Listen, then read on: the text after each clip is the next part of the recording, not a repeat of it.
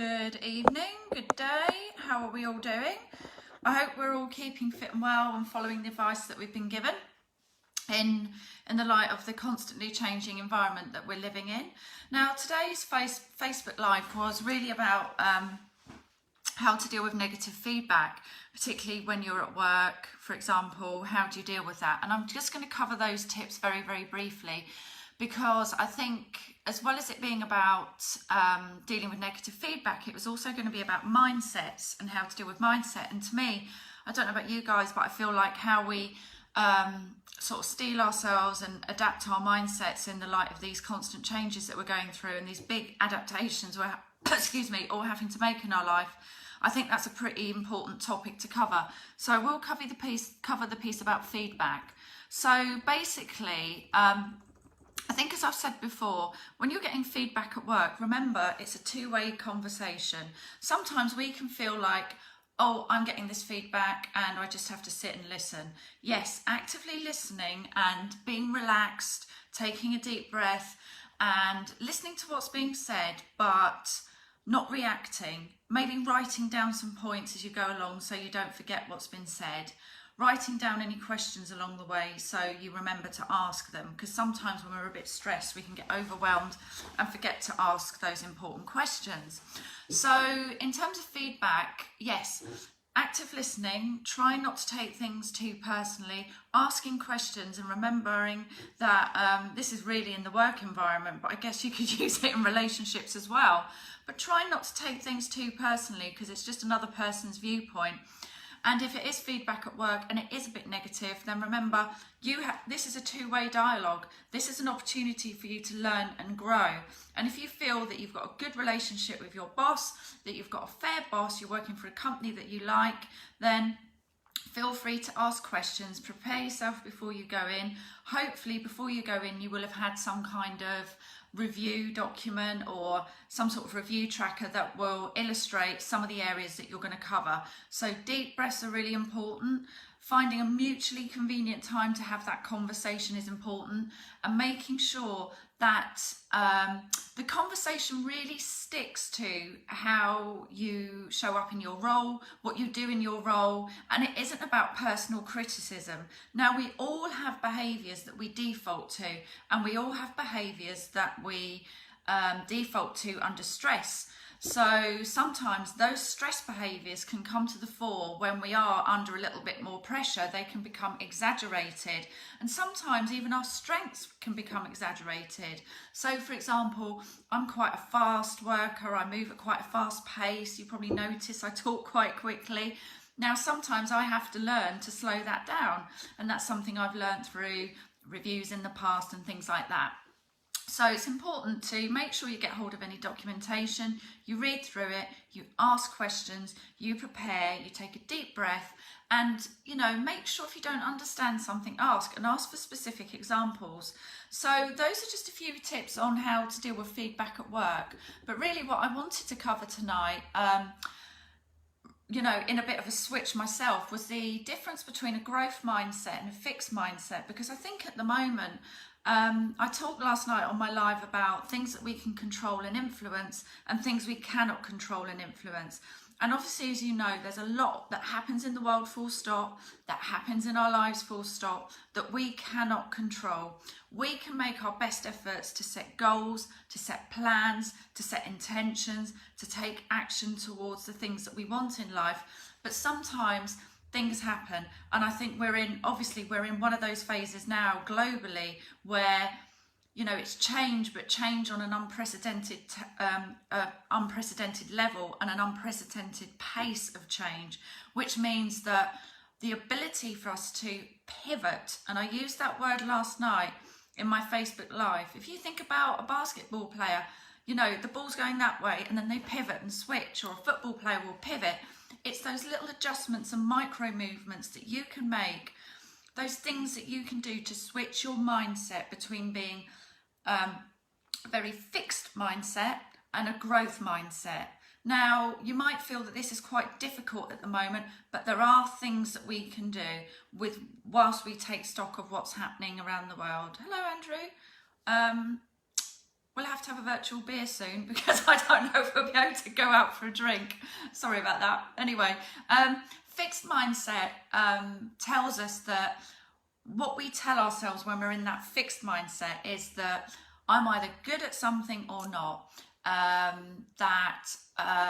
My failure is all about the lack of my abilities. That when I'm frustrated, I'm going to give up. It's that really kind of fixed mindset, and it's quite dangerous because what it does, it shuts down our brain and it limits our ability to make decisions, to consider different options, different ways of thinking about things. So that's the focus of this live tonight, because as I say, I've just done a whistle-stop tour on negative feedback, but I think this mindset piece is really, really important, you know, in all walks of life, and it will determine your results in life, but particularly in a time of change, and a time of change minute by minute, where we are having to constantly shift and adjust. And we're going through this washing machine of emotions of fear, uncertainty, worry. Perhaps, you know, some of us might be, oh, I'm not too worried one day and we are worried the next. But so if I go back to the mindset piece, the fixed mindset says I'm a failure because it's a lack of my abilities. I give up. Feedback and criticism are all about me. It's completely personal, and I'm either good at something or not, and I can't do anything about it. I can't adopt new skill sets or mindsets. So that's one end of the spectrum. You know, that's a bit more of a negative mindset. Now, the growth mindset, which is much more expansive, and there's been loads and loads and loads of experiments done on these different mindsets in classrooms, educational settings. There's a great book by Carol Dweck, who has studied this to the nth degree. It's called Mindset, believe it or not. And the growth mindset says, I can learn to grow and adapt. I can try new things.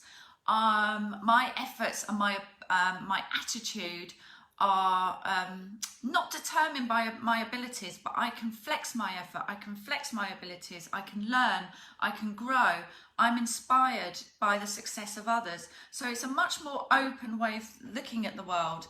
And, you know, when we're challenged, it's very easy. And I don't know if some of you are feeling this now, and I'm not going to lie, you know, I've had my moments over the last few days where it would be very easy to get into that rabbit hole of thinking, oh my goodness. But I stop and I pivot myself. And, you know, if you want some more tips on how to do that, then listen to the Facebook Live that I did last night about how we can really deal with these uncertain times. So we can stay fixed when we're challenged, but it narrows our thinking and our decision making. And there's only one way a narrow road is going to go, and that's to a cul-de-sac, to an end in the road. And I'm going to share a personal example, actually. Last night, you know, particularly in the UK, we had some quite, I guess, quite drastic news really about what's going on with the coronavirus. And for some of us, you know, everything I'm saying here is, you know, on the basis of that you're looking after yourself, the health of your friends, your family, your loved one, your colleagues, your community, and that you are taking the necessary steps such as we're being told to do, that you are exercising caution. But we still have the ability to think, you know, what can I do differently? What can I influence? And last night I thought, gosh, you know, this could be a time where I do go into that rabbit hole. It could be a time where I start thinking a certain way. And then what happened, you know, and I felt a bit, you know, maybe a bit flat earlier on in the evening, you know, and it's natural. We all have those times. It's about how you bounce back from them. But I joined an evening class that I've been attending. It's something that's much more on a spiritual plane, a spiritual activity, if you like, a spiritual education that I'm pursuing. And we had to hand in our final paper. And I don't know why, but out of nowhere I thought, you know what, I'm just going to try something really different here, because I perhaps wasn't as motivated as I usually was. And I thought, I'm going to try something different. And I remembered about creativity, and I thought, my goodness, you know, we can still maintain our creativity, our ability to think in a certain way, do things in a certain way, despite things that are going on. And I wrote a poem. You know, I can't remember the last time I wrote a poem. I journal, I write blogs, I write books, I do other things. But actually, it was lovely to kind of unleash that creativity and to do something different. Had I stayed in a fixed mindset, I would have said, you know what? been a bit of bad news today. I'm not going to do that. I'm not going to work out today, even if it is in my front room and not in the gym anymore. I am, I'm not going to attend that class. But I didn't think that. I thought, no, hang on a minute. This is an opportunity to do something different. So this has been tested, as I mentioned, quite significantly by scientists. And it's been shown that actually kids that have a fixed mindset don't tend to receive as high grades as kids that have an open mindset and think about things in a different way, and that kids that have more of an open mindset can recover more quickly from setbacks. And a fixed mindset or a closed mindset can help, can really stymie development and growth, and actually that can sabotage our health and happiness. So I know there's a lot going on in the world at the moment, but for example, if you say, I'm not a maths person, that's a fixed mindset. Or, oh, I can't do anything during this situation. That's a fixed mindset. And if you start saying that, as I say so many times on my videos, it's like programming a computer. And it's a bit of an easy excuse to kind of not do anything, to not change.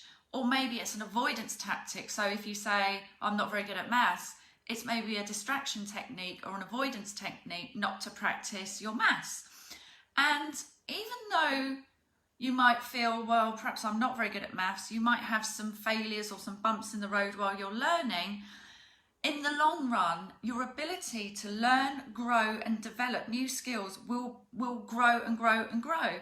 So there are things that I know that my clients don't really enjoy doing. So I was speaking to a client on Monday evening yesterday, and she was talking about her financial planning and, well, I'm just too lazy to do it. So I really challenged her on that. I said, hang on, what's behind that? What's going on behind that?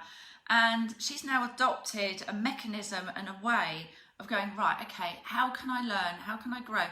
If I learn this skill, how is it going to help me in some of the areas of my life? How is it going to help me to grow? And when we framed it in that way and opened up her mindset from saying, well, I'm too lazy and I don't really enjoy doing it, we found a way to make that more palatable to her, and she's learning and growing as she goes along. So someone with a growth mindset would be willing to try maths problems, even if they failed at first. It's about that resilience and that ability to stand up and keep going, even if you do have what we call some setbacks or failures.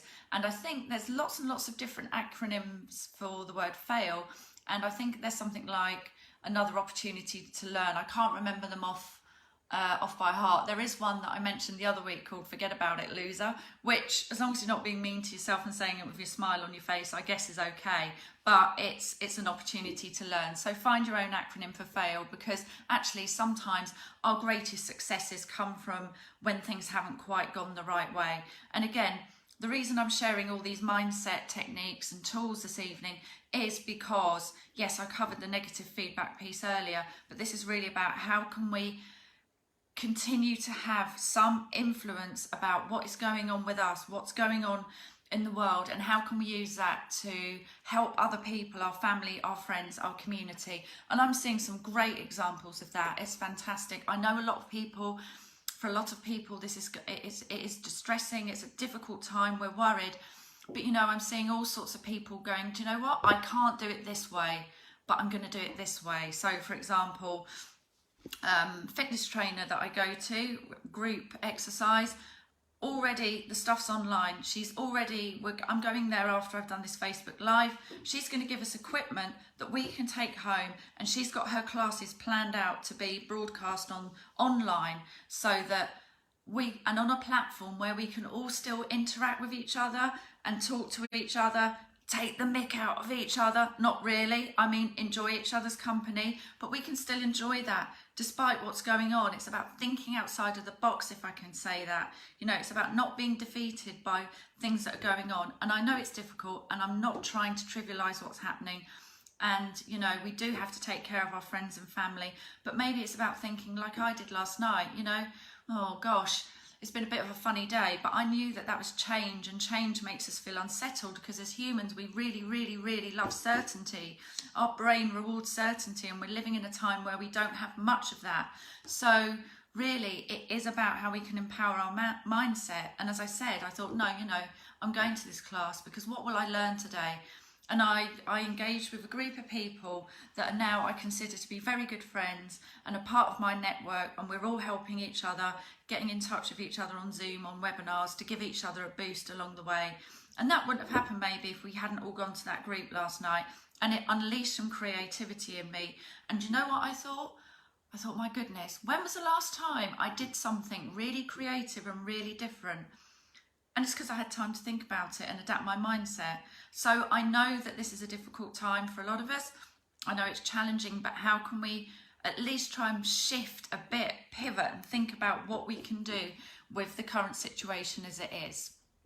Okay, now it's natural that we want to be informed about what is going on, but I want to also make you aware of something when it comes to mindsets, in that as human beings, we have something that brain scientists, neuroscientists, and I'm telling you, sort of sharing this with you to help you understand, maybe, you know I love a bit of science, to help us understand what is going on in our minds, and that we're not all going crackers. It's sometimes the way we are programmed from our primeval days, albeit we live in a different society today, a more modern society. So we have something in our brain that's called the negativity bias. And that is where over time we have developed as human beings to really fixate on threats to our survival.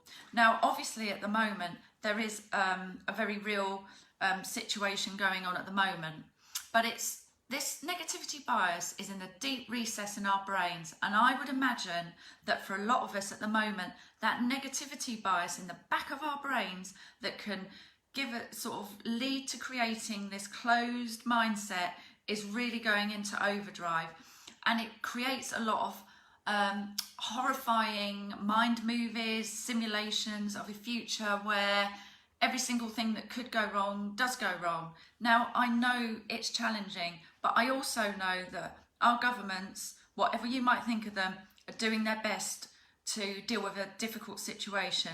I'm seeing people adopting and pivoting and changing what they do in terms of how they deliver classes, speeches, talks, how they deliver fitness programs, businesses that are encouraging people to work from home. Some companies are saying, okay, well, maybe I cut down on my running costs and I work from home. Or if I'm a company that I can do a delivery service. Now, I know I'm not trying to trivialise what's going on, but actually sometimes if we think negatively and we allow ourselves to go into that negativity bias, then we can make what is a challenging situation even worse. And that just leads to that fixed mindset where we're just going like this, like this, like this, like this, instead of going, do you know what? There's a lot of things happening. My life does look a bit different. It might look a bit different by the weekend, but how can I try and influence and manage my mindset? How can I master my thoughts? How can I, even minute by minute, sort of switch from one way of thinking to another? It is possible to do that. It's like a well-trained football player who would play for Arsenal probably, let's face it, and you know, or a well-trained basketball player. They're adapted to making those degree shifts. And I'm not saying you have to sort of feel like down here up to absolutely amazing, but can you inch yourself, you know, up that happiness scale? Can you inch yourself up that scale towards having a more flexible, open mindset? Now, the other thing that we have going on in our brains, and I talked about it a bit last night, is that as human beings, we have an aversion to uncertainty. And I bet you've all been aware of that. We are drawn to things that we understand and that we know about. So when we are faced with something, such as we are at the moment, that is very uncertain, that isn't something that we can completely control, where there's things going on in the markets, that's why we feel so discomforted. Is that a word? I don't know. Anyway, I just want you to know that actually some of these things that you might be feeling and these little rat runs that you're going into in terms of your mindset are actually perfectly natural, but we can influence, we can manage them. That's not to push away or push down any negative feelings. It's maybe to accept them and go, okay, I accept I feel like that. What am I going to do now? And as I said, the negativity bias that we are programmed with as humans, And the uncertainty aversion, as it's called, means that we will be looking for certainty, but sometimes we're looking for it in the wrong place. We're looking for it in the media, whereas perhaps it's a certainty of being able to phone your parents and say, are you okay? Perhaps there's a different way we can find that comfort and that connection in a time of rapid changes. You know, it's not as though, I don't think I have any Wall Street traders on my Facebook page. If you are a Wall Street trader, please put your hand up and wave. But anyway, you know, we want certainty, and we draw ourselves towards negativity. But unless you are a Wall Street trader who's right in the trenches trying to deal with everything that's going on in the market, I would ask yourself a question.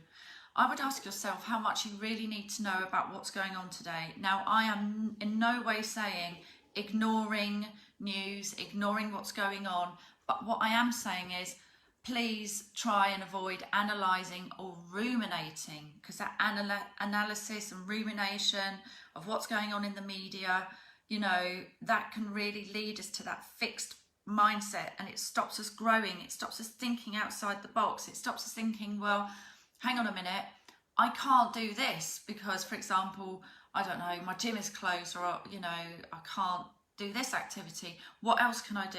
Perhaps I can do something in the community. So ruminating, analysing the media 24/7 is not going to help, I can guarantee you. What can you do? So maybe, you know, what I try and do is I actually am checking the news once a day. That's it. I am tempted to have a look on my phone. I maybe have a little skim, but I turn off, I don't have any notifications for breaking news. And I did an experiment for a day. No, was it half a day? Yeah, half a day. I looked at the news all day long. I looked through my news feed on my iPhone, and I thought, right, I'm going to look at this, I'm going to look at this, I'm going to look at this, I'm going to look at this. And I tell you what, I felt pretty rubbish. But on another day, I had my day, and towards the end of the day, I looked at what was happening. I acknowledged what was happening, but I hadn't bought into it all day. And you know what? I had a great day. I was still productive. I was still doing things that I really love and I enjoy, even though some of those things were a bit more limited to you know, than they were, more limited than they were last week. So if you think about it, what you could do is almost, I know some of you on here may have kids, but perhaps you could treat yourself like an 8-year-old. I don't mean go out and buy loads of sweets. That's not what I mean. Or order sweets online.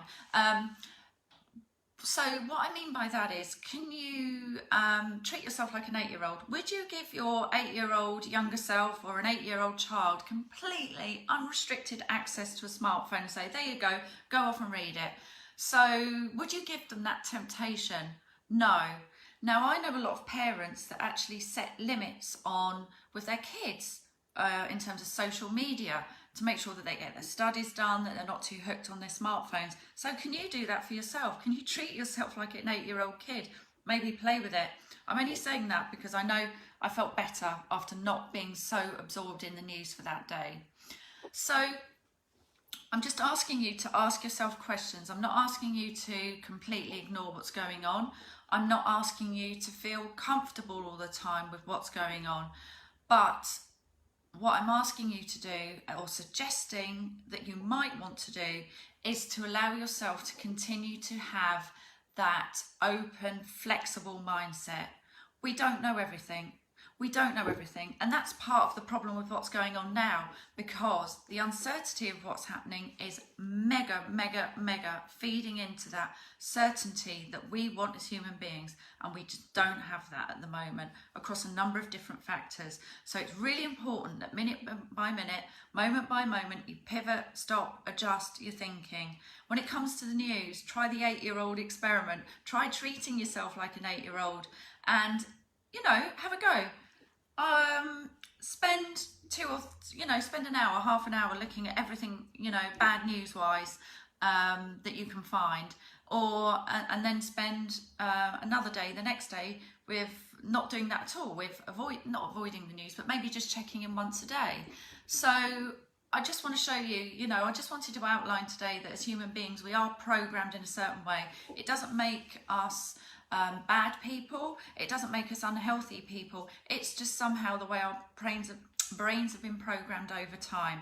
So yes, it is perfectly natural that if you're feeling like you're getting drawn into the negativity and ruminating and getting absorbed with it, that you may be feeling that and you may be feeling uncertain. It's natural, but what we can do is control and influence. So be careful about what you're watching, what you're reading, who you're hanging out with. Hang out with positive people or people that can lift your spirits, because I was with someone the other day and they made a comment and I thought, great, you know, that's you know, so I've just decided to limit my time around that person.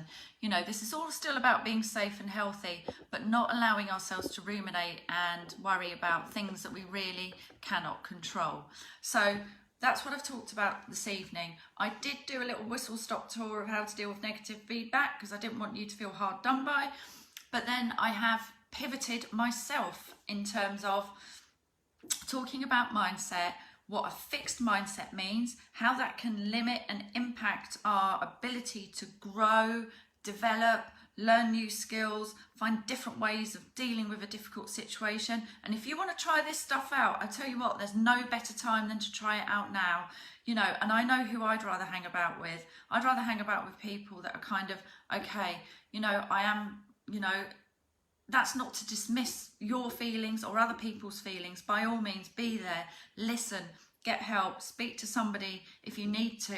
However, put a limit on it and go, okay, right, and become really self-aware that you might be going into a rat run, and a rat run only goes that way. It's not like a long, open, winding road. And I know it might be challenging at the moment, but there are still things we can do. There are still things we can influence, and that can really start with us. We can influence our attitudes.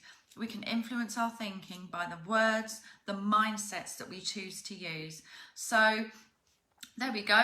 I sort of hijacked my own Facebook Live there, didn't I?